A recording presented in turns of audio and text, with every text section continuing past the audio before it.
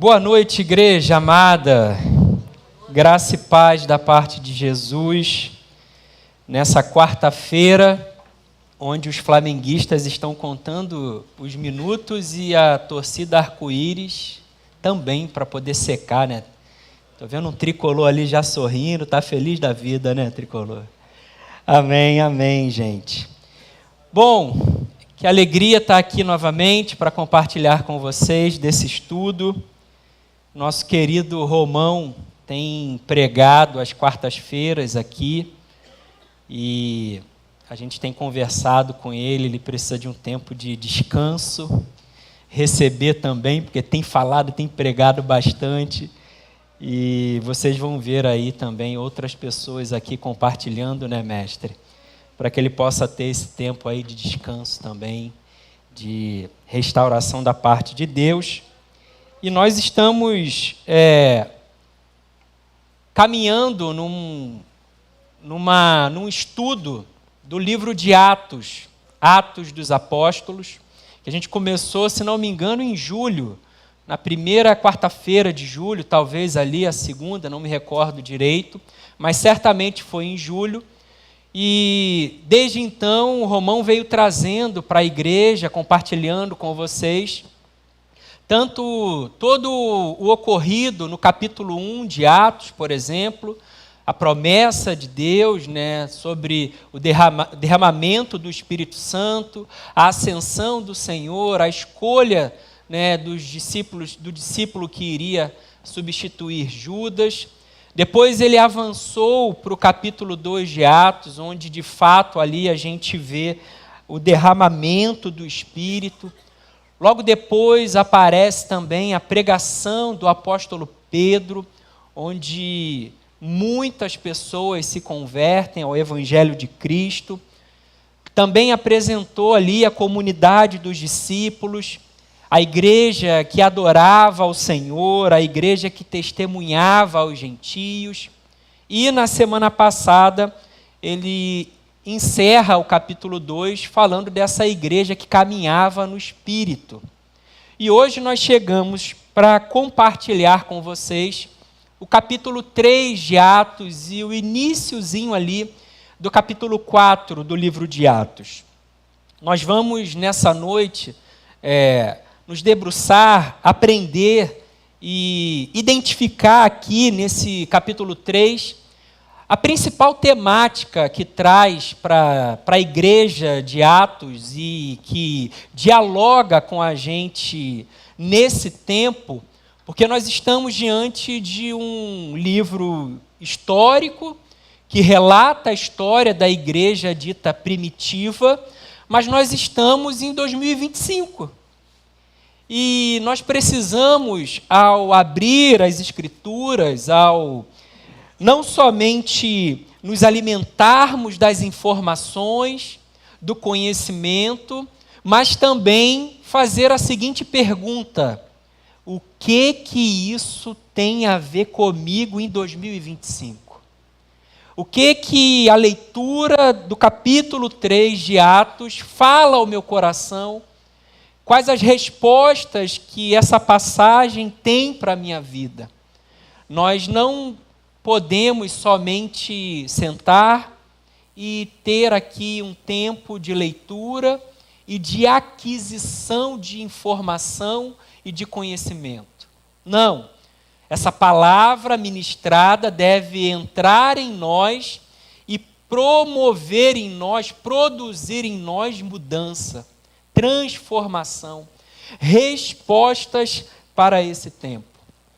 Capítulo 3 do livro de Atos tem uma temática, e a temática do capítulo 3 é o poder do nome de Cristo. Essa é a principal mensagem que você vai observar ao ler o capítulo 3, e nós vamos ler bastantes versículos desse capítulo, onde está ali posta essa temática, o poder do nome de Jesus Cristo. É interessante porque nesse capítulo 3, você vai perceber que não é mencionado a palavra, por exemplo, Espírito. Atos dos Apóstolos, que muitos defendem que deveria se chamar Atos do Espírito Santo, na vida dos apóstolos, nesse capítulo 3, não tem nenhuma menção direta à palavra Espírito. Todavia, sabemos que tudo que ocorre nesse capítulo ocorre pelo poder do Espírito Santo. Então, nós vemos nesse terceiro capítulo e início do quarto capítulo, 4 grandes acontecimentos. O primeiro acontecimento é a cura de um homem coxo, é a cura de um homem aleijado. O segundo grande acontecimento nesse capítulo é a pregação de Pedro. Assim como lá em Pentecostes, Pedro também novamente vem e faz uma exposição, faz uma pregação. Logo depois dessa pregação, vai acontecer o que a gente chama da gênese da perseguição da igreja. O início ali da oposição dos líderes religiosos com aquele movimento que estava acontecendo. E por último, você também vai ver ali no final ali do capítulo 4, no início do capítulo 4, ali no verso 4, verso 3, você vai ver que mais de 5.000 pessoas se convertem após essa proclamação de Pedro. O interessante é que esses acontecimentos se conectam conosco hoje. Essa história que vamos ler aqui tem uma conexão comigo e contigo, que somos igreja de Jesus nesse tempo. Não fomos igreja primitiva, mas somos igreja de Jesus para esse tempo. E lá no capítulo 3, eu queria ler com vocês os primeiros versos, onde se diz assim, na minha versão, que é a NVI, é a NVT, e aqui na igreja geralmente coloca a NVI. Diz assim: certo dia, por volta das 3 da tarde, Pedro e João foram ao templo orar. Um homem aleijado de nascença estava sendo carregado. Todos os dias ele era colocado ao lado da porta chamada Formosa, para pedir esmolas a quem entrasse no templo. Quando ele viu que Pedro e João iam entrar, pediu-lhes dinheiro. Pois bem, Pedro e João estão indo ao templo orar. Jesus já havia ascendido, havia subido, a igreja estava ali, já tinha recebido o Espírito Santo, mas já estava ali entre eles aquela prática de ir ao templo orar. Isso era comum para os judeus naquele contexto. A gente precisa entender que essa história ela está se passando no contexto de um público judeu. A igreja de Jesus ainda não tinha sido espalhada, ainda não tinha ido aos gentios, estava ali, focada para os judeus. E aqui nós temos Pedro e João indo para o templo orar, e nós temos um homem coxo, um homem aleijado, que o texto vai dizer que é de nascença. E eu fiquei me perguntando o que a gente pode aprender hoje com esse texto e principalmente com essa igreja de Atos. E o primeiro aprendizado que eu entendo que nós precisamos ter com essa história é que, como igreja de Jesus, nós precisamos estar sempre atentos às necessidades humanas. Aqui nós vemos Pedro e João indo na direção do templo. Mas entre a ida para o templo existe um homem, existe uma necessidade humana ali diante deles. Esse homem coxo, ele tipifica, ele personifica a necessidade humana por Jesus. A humanidade perdida, A humanidade incapaz de andar os caminhos de Cristo. A humanidade carente, maltrapilha. A humanidade perdida. A humanidade querendo algo, pedindo algo. O mundo ansiando por algo. Então nós temos aqui, na figura desse homem, a figura da humanidade perdida, e na figura de Pedro e de João, a figura da igreja. Ora, nós temos a humanidade, o mundo clamando, pedindo algo, e nós temos a igreja. E o que é interessante nessa história? É que o texto vai dizer que, lá no verso 3, quando ele viu que Pedro e João iam entrar, pediu-lhes dinheiro. Olha o que diz o verso 4. Pedro e João se voltaram para ele. Ou Pedro e João olharam para ele. O que isso significa? Significa que uma igreja cheia do Espírito Santo é uma igreja que tem uma sensibilidade, que para olhar as necessidades humanas. É uma igreja que está caminhando, mas ela não está dispersa, ela está atenta ao que está ao seu redor. O texto vai dizer que Pedro e João se voltam para ele, e mais do que olhar para aquele homem coxo à beira da Porta Formosa, Pedro e João dizem algo para esse homem. Pedro diz assim: olhe para nós. Ou seja, eles não somente percebem aquele homem caído à beira ali da porta, eles não só percebem, olham para esse homem, veem esse homem pedindo esmola, pedindo dinheiro, como eles dizem para esse homem: ei, olha para a gente. Você que está aqui à porta, olha para a gente, olha para cá. A igreja de Jesus, nesse tempo e naquele tempo, é uma igreja que diz para o mundo: ei, mundo, olha para a gente. Ei, humanidade, olha para a gente. Ei, gente, pessoas, pode olhar para a gente. É bem verdade que hoje em dia, infelizmente, muitas e muitas igrejas ou estão passando sem olhar para as necessidades humanas, ou quando dizem olhem para a gente, não possuem um testemunho que exalte o nome do Senhor. Infelizmente, essa é uma realidade. Fato é que nós, assim como Pedro e João, nos direcionamos para o templo. Nós nos direcionamos para esse templo. Ou seja, olha que coisa bela. Uma história de mais de 2000 anos atrás nos conecta hoje, em 2025.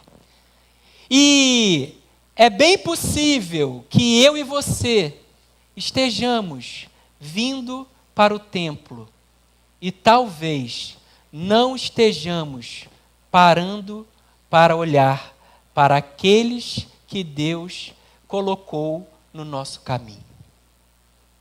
É bem provável que eu e você, preocupados com os afazeres do templo, preocupado com as atividades da igreja, saiamos de casa, vivamos e venhamos para esse lugar, sem ter a capacidade de olhar para o lado e perceber aquele homem coxo que está dizendo para a gente: ei, eu preciso de ajuda, eu preciso de você. Mas talvez a gente esteja tão cego, esteja tão ocupado, com os ouvidos tão tapados, que a gente não tenha escutado mais esse clamor. Porque, afinal de contas, nós estamos indo para o templo. Afinal de contas, nós temos atividades a fazer na Igreja Batista Betânia. Não é verdade?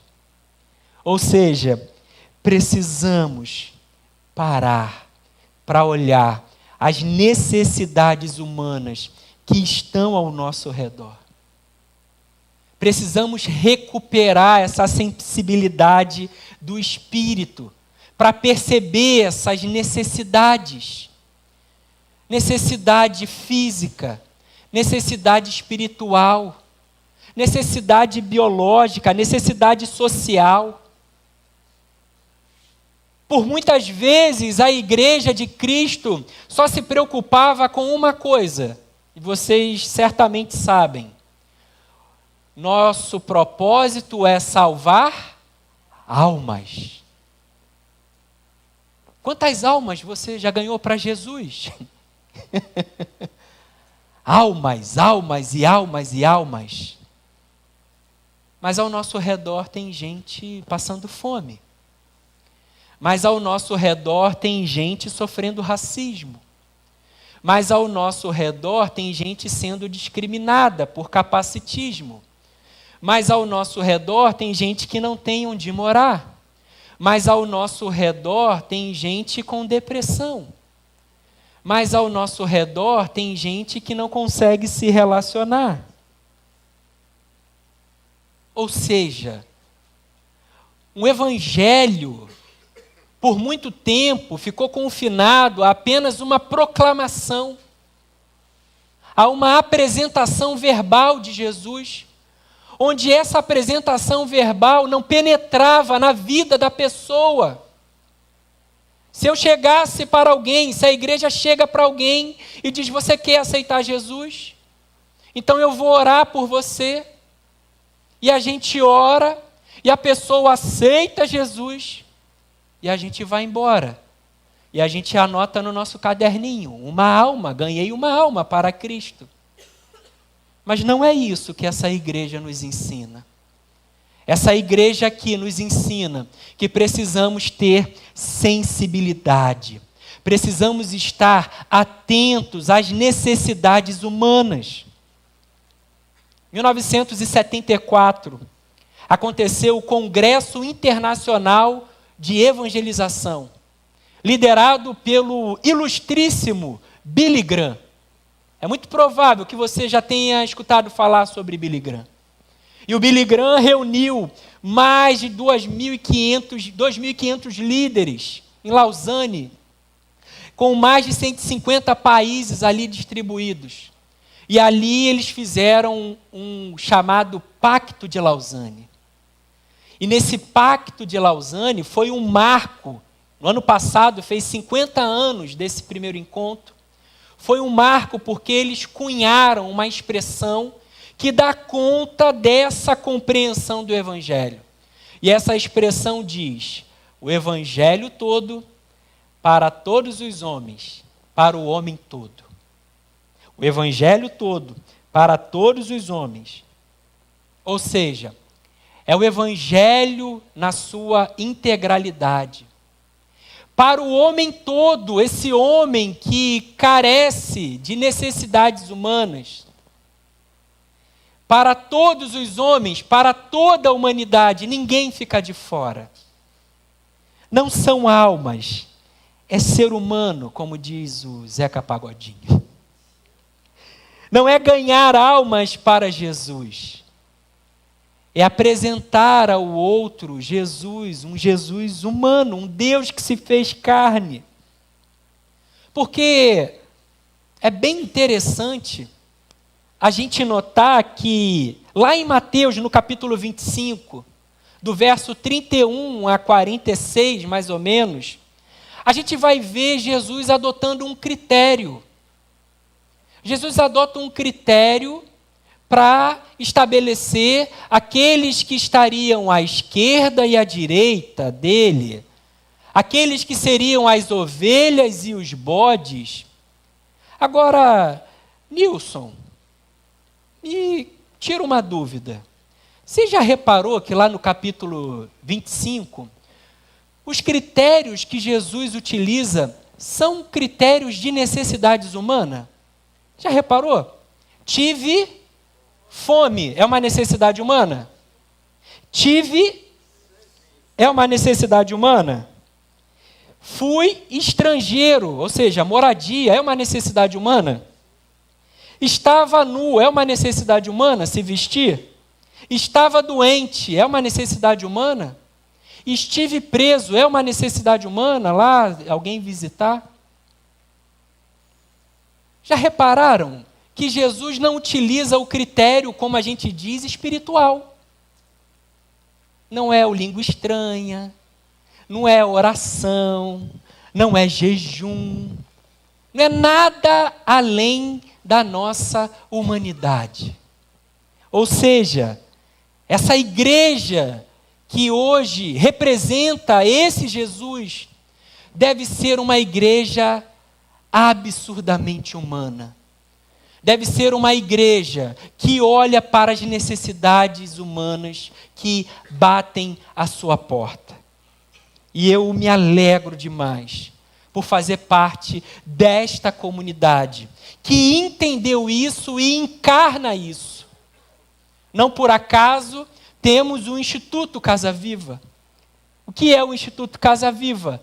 Nada mais é do que a sua igreja, de alguma forma, tentando encostar, dar resposta para essas necessidades humanas. Tentando, de alguma forma, dar respostas para esse tempo. As necessidades de crianças, as necessidades de jovens, as necessidades de adultos, as necessidades de idosos. Fornecendo educação, esporte, lazer, cultura, necessidades humanas. Há uma frase do poeta romano Terêncio que eu gosto bastante. Você já deve ter lido essa frase, provavelmente relacionada ao Corpo de Bombeiros. Em alguns lugares do Corpo de Bombeiros eu já vi essa frase escrita. Diz assim: nada do que é humano me é estranho. Nada do que é humano me é estranho. E eu tenho uma convicção santa de que a igreja de Jesus deveria introjetar essa frase também. Nada do que é humano é estranho para a igreja de Jesus. As necessidades humanas não podem ser estranhas, porque representamos um Deus que se fez carne e que dizia que tinha compaixão das pessoas que andavam como ovelhas que não têm pastor. A igreja de Jesus representa esse Jesus misericordioso. Esse Jesus que diz: misericórdia quero e não sacrifícios. Esse é o Jesus que essa igreja de Jesus deve apresentar. Mas que tempos loucos são esses, onde parece que a igreja de Jesus cada vez menos se parece com o Jesus dessa igreja. Uma igreja que vai se desassociando, uma igreja que vai cada vez mais se fundindo, um fim em si mesmo. Esse Jesus que comia com pecadores, esse Jesus que chamava para perto aqueles que estavam à margem, esse Jesus que ainda hoje chama aqueles que muitas igrejas não desejam que estejam nessas igrejas. Porque se você olhar os evangelhos, em muitos momentos, quem é que impede as pessoas de irem até Jesus? Os discípulos. Nós, os discípulos, temos essa feia mania de impedir as pessoas de irem a Cristo. Não por acaso, ele diz: deixai vir a mim as crianças. Discípulos têm dificuldades com crianças, Lu. Crianças dão trabalho. Crianças subvertem a ordem. E a gente quer controlar tudo. Mas em nome de Jesus, nesse tempo, nessa comunidade de fé, nessa igreja, caminharemos pelo sopro do Espírito Santo. O sopro do Espírito Santo em nós. Bom, primeira lição é me tornar sensível a essas necessidades humanas. Porque vemos no texto, tanto Pedro quanto João, parando, vendo, pedindo para falar com eles. E depois, o que temos como lição? Temos a lição de que a igreja de Jesus acredita que há poder no nome de Jesus. A igreja de Jesus é aquela que acredita que há poder no nome de Jesus. A igreja precisa acreditar nisso, porque essa igreja de Atos acreditava. Se há uma coisa que essa igreja de Atos acreditava, era em Jesus, gente. Ela não tinha nada. Ela tinha tudo. Ela tinha o suficiente. Jesus. Olha o que diz Pedro, lá no verso 5. O homem fixou o olhar neles, esperando receber alguma esmola. Pedro, no entanto, disse: não tenho prata nem ouro, mas lhe dou o que tenho. Em nome de Jesus Cristo Nazareno, levanta e anda. Eu não tenho dinheiro para te dar, você está me pedindo algo. Eu não tenho isso que você deseja, mas eu tenho aquilo que você precisa. A igreja de Jesus, ela não dá ao mundo o que ele pede. A igreja de Jesus dá ao mundo o que ele precisa. Jesus. É isso que a igreja de Jesus faz. Atenta, olhando as necessidades.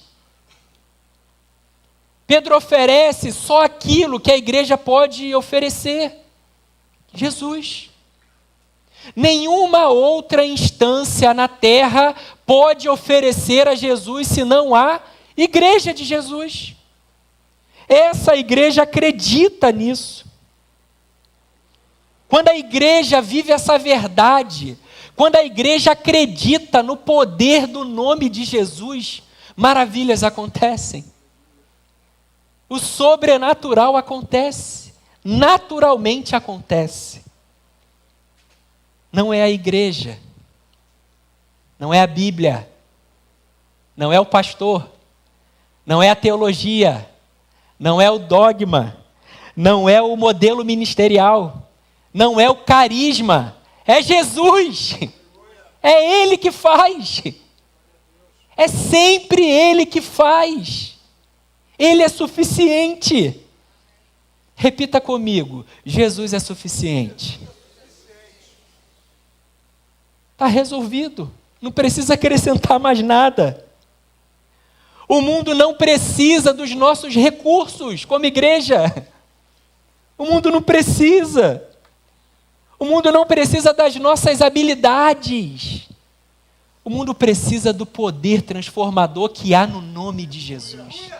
E só a igreja de Jesus pode fornecer isso. Só a igreja pode fazer isso.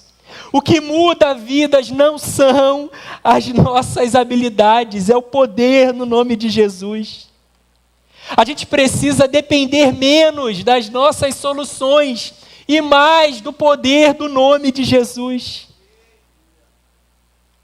A gente precisa acreditar nisso. A gente precisa acreditar que Jesus é suficiente. A gente precisa disso. Porque parece que a gente cresceu, se desenvolveu e se tornou mais independente. E agora, Jesus, a gente resolve. E Jesus passa a ser apenas uma desculpa no discurso. Quando, na verdade, a igreja de Jesus é de Jesus, depende de Jesus, vive Jesus, proclama Jesus, ama Jesus. Vive que nem Jesus. Essa é a igreja de Jesus. Eu gosto de uma outra frase também, que diz assim: ore como se tudo dependesse de Deus e trabalhe como se tudo dependesse de você. Ore como se tudo dependesse de Deus e trabalhe como se tudo dependesse de você. Santo Inácio de Loyola. O que isso traz para a gente? Isso traz para a gente a continuidade desse texto. Olha lá o que diz no verso 7. No verso 6, Pedro proclama, certo? Lança uma palavra sobre esse homem. Olha, eu não tenho prata nem ouro, o que eu tenho eu te dou. Em nome de Jesus, levanta e anda. Ele falou. Só que ele não só falou. Olha o que ele faz no verso 7. Então Pedro segurou o aleijado pela mão e o ajudou a levantar. A igreja de Jesus, ela proclama, mas ela estende a mão para a humanidade caída para ela levantar. Ela proclama: há poder no nome de Jesus. Levanta e anda. Mas eu estou aqui para levantar contigo, meu camarada. Eu estou aqui, ó. Ela se implica. Ela não fica só numa verborragia. Ela não fica apenas num discurso. Ela se envolve. Ela pega pela mão. Ela ajuda a levantar. Essa é a igreja de Cristo. Essa é a igreja primitiva que nós precisamos resgatar. Como assim, Júnior? Resgatar a igreja toda? Claro que não, gente. Isso aqui é um outro contexto. Resgatar a essência. É a essência que a gente precisa resgatar. A essência, aquilo que é a base, aquilo que é o chão, aquilo que dá sentido para a gente.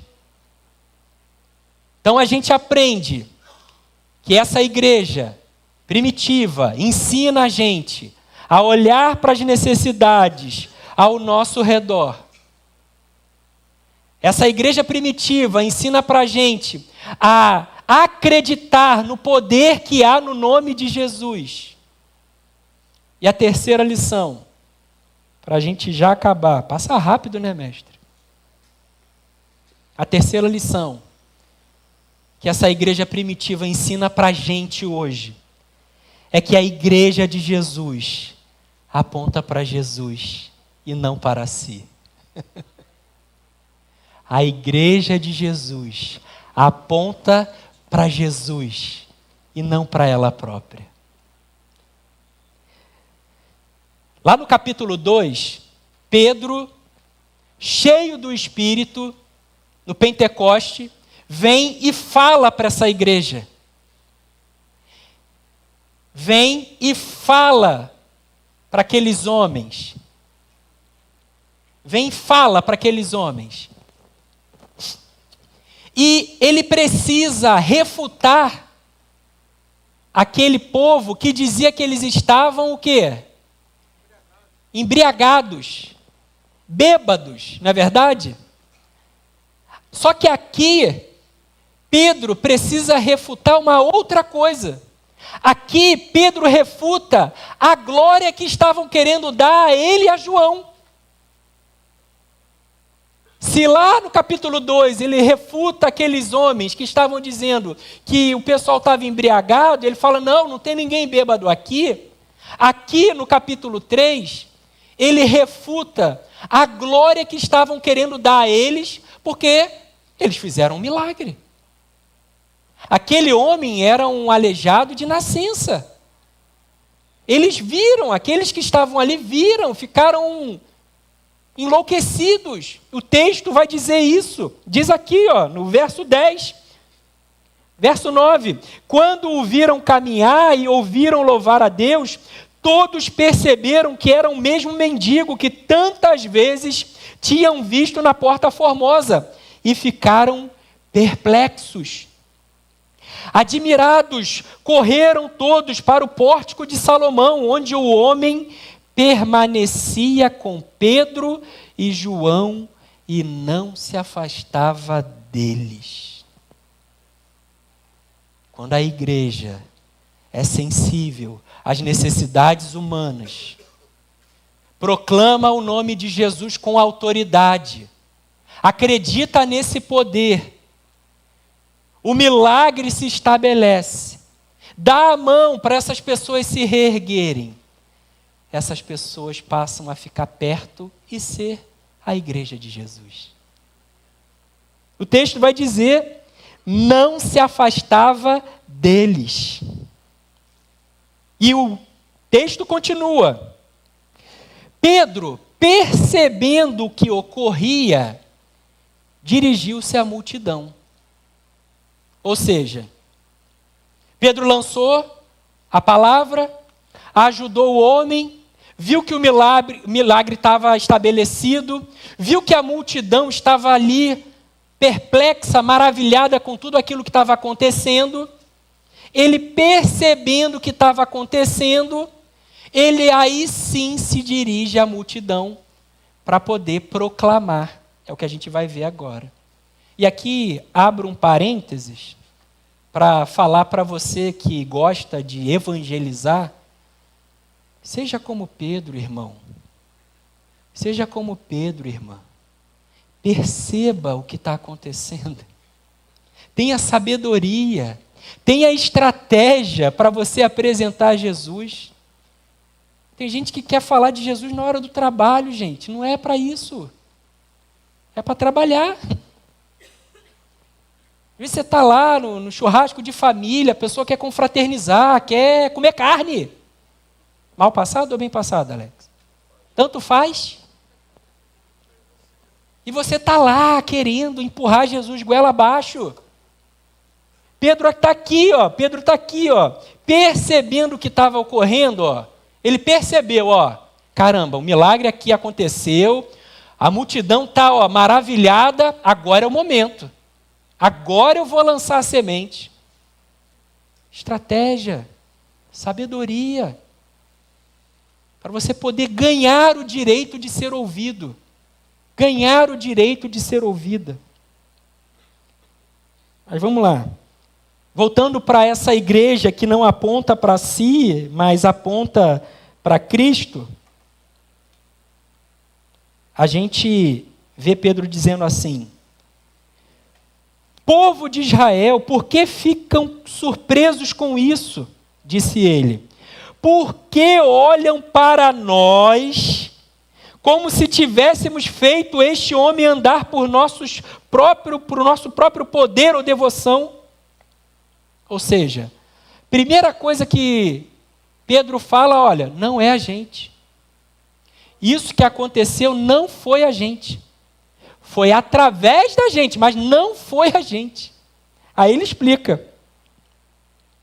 Pois foi o Deus de Abraão, de Isaac, de Jacó. Ele está falando com os judeus. Então ele está aqui, relembrando para esses judeus a linhagem deles. O Deus dos nossos antepassados, quem glorificou o seu servo Jesus. Aí ele dá uma espetada. A quem vocês traíram e rejeitaram diante de Pilatos, apesar dele ter decidido soltá-lo. Vocês rejeitaram o santo e justo, e em seu lugar exigiram que um assassino fosse liberto, Barrabás.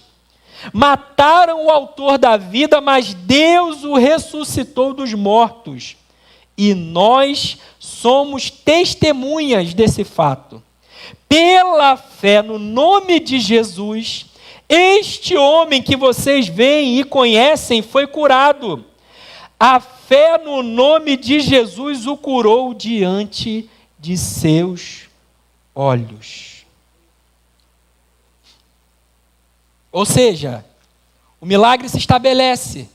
Pedro vê aquele momento e ele lança para aqueles homens que aquilo dali que aconteceu não foram eles. Foi o poder do nome de Jesus. A igreja de Jesus aponta para Jesus. A glória não é da igreja, a glória é de Jesus. A igreja não aponta para os seus feitos, aponta para os feitos de Jesus. Que Deus nos livre de ser uma igreja narcisista, que acha que o poder e o nome dela, e não o nome de Jesus, é que faz as coisas acontecerem. Tem uma canção um pouco antiga, agora que eu já passei dos 40, eu posso falar, né? Um pouco antiga, que diz assim, ó, você vai se lembrar: eu me amo, não posso mais viver sem mim. Lembra, mestre? Essa igreja que acha que é ela, narcisista, que o poder está nela, que é o que ela faz, e não aquilo que Jesus faz através dela. Infelizmente, no cenário brasileiro, muitas igrejas estão mais preocupadas em defender o seu nome do que o nome de Jesus. Estão preocupadas com estratégias de branding. Estão preocupadas com posicionamento de mercado. Estão preocupadas com estratégias de marketing.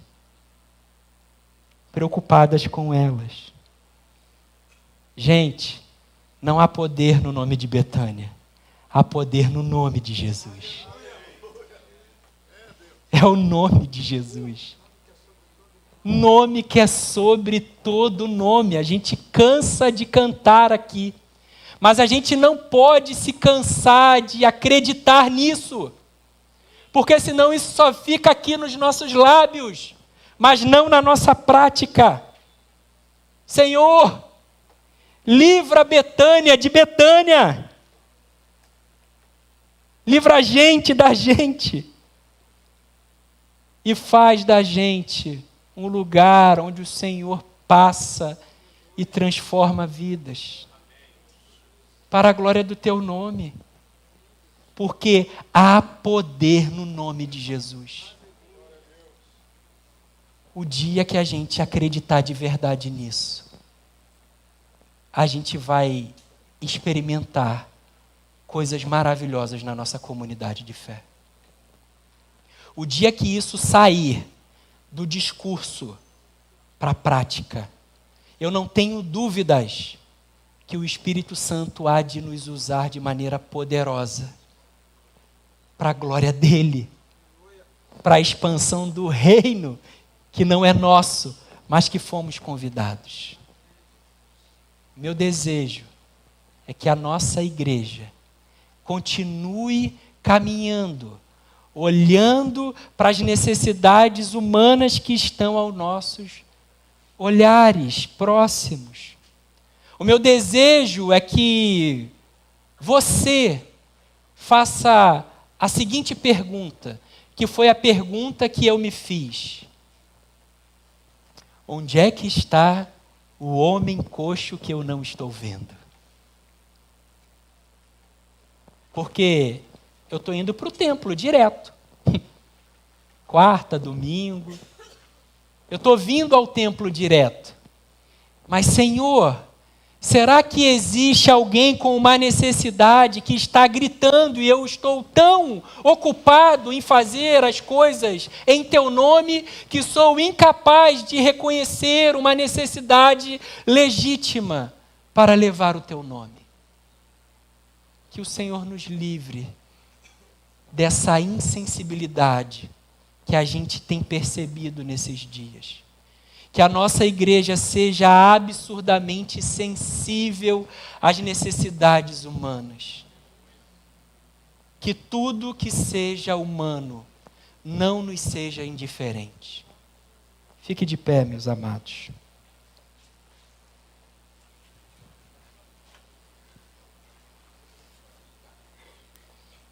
Na próxima semana, a gente termina esse estudo. Porque sempre fica faltando, né, mestre? Sempre fica para a próxima semana. Na próxima semana, a gente vai terminar esse estudo, porque a gente parou no meio de Atos 3, para a gente entender que a igreja de Jesus, ela se sensibiliza com as necessidades humanas, a igreja de Jesus acredita no poder do nome de Jesus, a igreja de Jesus não aponta para ela, mas para o próprio Jesus, e por último, a igreja de Jesus fala sobre arrependimento e esperança. Sabe por quê? Porque se a gente só atende às necessidades humanas, a gente não é igreja, é ONG. Quem está preocupado com necessidade humana é o Casa Viva. Cesta básica, pré-vestibular, curso de técnico em refrigeração, um monte de coisa. A igreja de Jesus, por amar a Jesus, por querer se parecer com Jesus, proclama aquilo que Jesus proclamava. E Jesus proclamava o quê? Arrependei-vos, porque vos é chegado o reino dos céus. Quarta-feira a gente vai aprender um pouco mais sobre isso. Que o Senhor nos visite nessa noite. Senhor, muito obrigado, Senhor. Muito obrigado por esse tempo. Muito obrigado por essa palavra, Senhor. Que ela encontre morada em nossos corações. Que o Teu Santo Espírito remova de nossos corações toda a insensibilidade.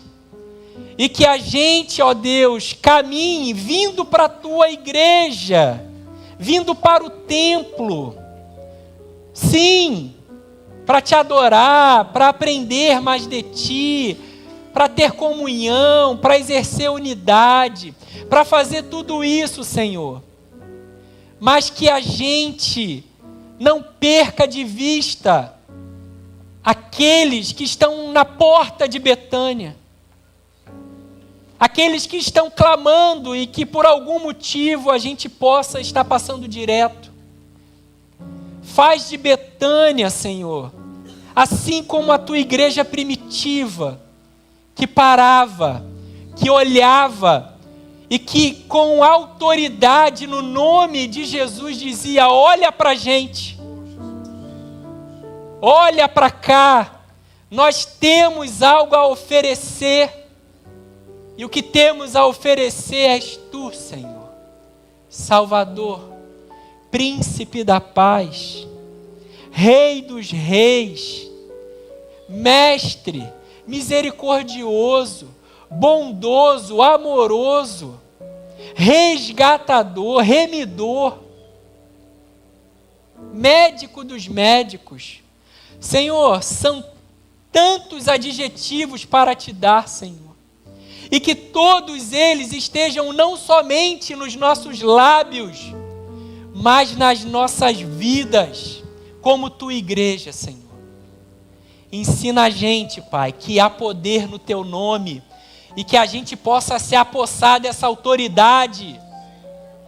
Autoridade essa outorgada pelo Teu Santo Espírito. Senhor, ensina a gente que não é sobre a gente, é sobre quem Tu és, Senhor.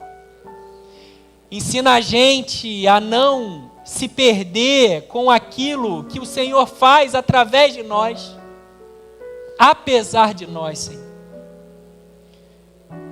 Aviva a Tua igreja, aviva a Betânia, Senhor. Sopra sobre as nossas vidas, Senhor. E espalha a gente, Senhor, para proclamar o Teu reino, que é sempre eterno, firmado em misericórdia, justiça, bondade, igualdade, fidelidade, Senhor. E nós Te renderemos glórias e honras, em nome de Jesus. Amém e amém.